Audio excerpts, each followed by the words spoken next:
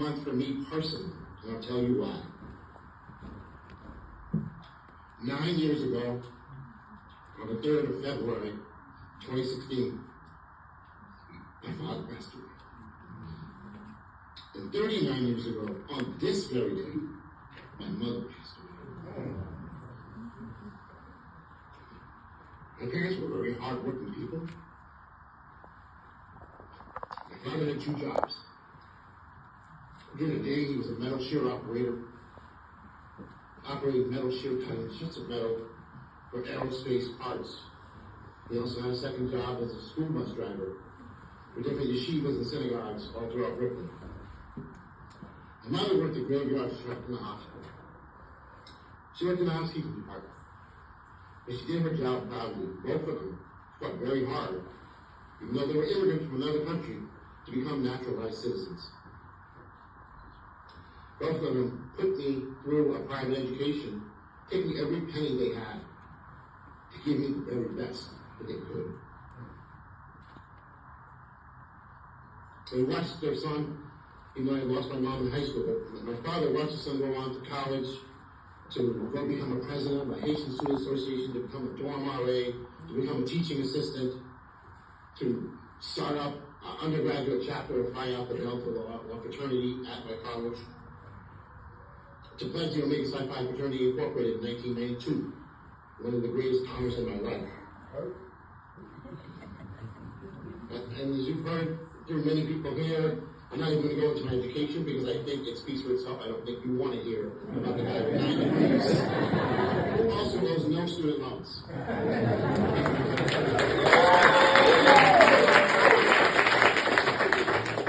Thank you so much. And I want to say that it was tough being a prosecutor. That doesn't mean I haven't always worked. I've only worked on that side. I've helped a lot of defense attorneys as well over the years. But I remember several weeks ago, I was supposed to go to my first homicide trial with the division chief, and we're getting the case ready. It was about to go in a few days. And then unexpectedly, that division chief was terminated by the office. And so I go to my chief assistant and say, "What now?" He said, "I don't know. We're going to trial in 7 days. You better get your button gear and get ready." And so I did. And I hit the streets of Florida City, along with another trial partner that I was able to find. We did our pre-trial conferences, and we got a guilty as charged on all counts, one of many through my career. I also was blessed to be able to work with Commissioner McGee's staff. Commissioner McGee, as being bashful, he was the former House Minority Leader in Tallahassee between 2018 and 2020. And I served with him when he first became Commissioner in Miami-Dade County. And I'm very proud to work on that team with him and Chief of Staff Rod Thompson. I've had so many wonderful blessings and experiences.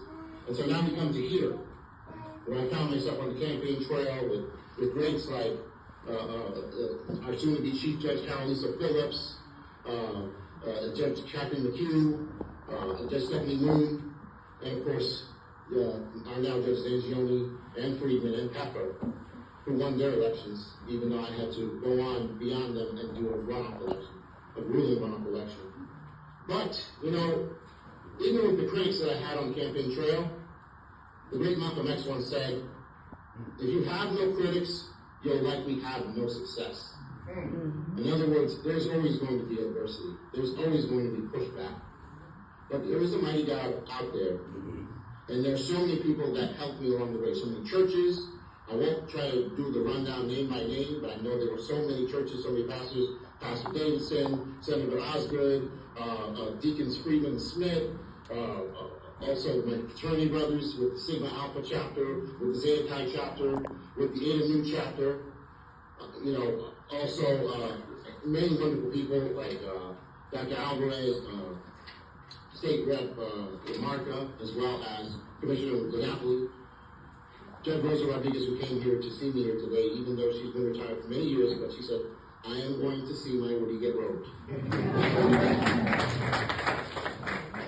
So many people with the Circle of Brotherhood, Pastor Mack, lead organizer Leroy Jones, Executive Director Lyle Muhammad, the South Florida People of Color, Renee O'Connor, and many folks. So many wonderful people, including the Kiwanis clubs of Districts 23 and 24, like Mary Stern, Josh Magarian, Mark Horowitz, so many that have supported me along the way, and my family, the Fekir family, the Dejan family, the Clermont family, and of course, my pride and joy in Nubia, who called me that election night to let me know that I won, a win that allowed me to win 25 out of 31 cities in Broward County.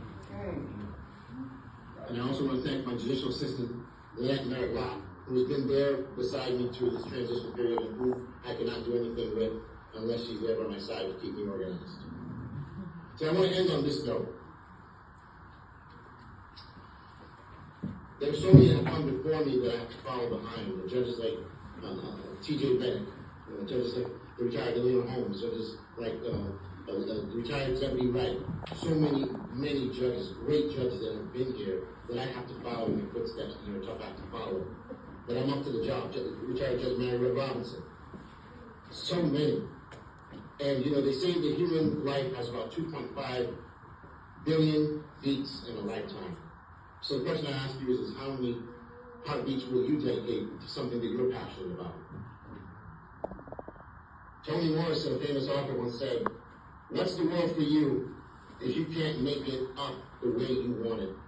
The challenges we endure are not meant to break us or to hurt us or to traumatize us, but to let us be that laser focused at achieving what we want, that we know that there's a God out there, that we have a will and a spirit that is indomitable, and that we can make our dreams become reality.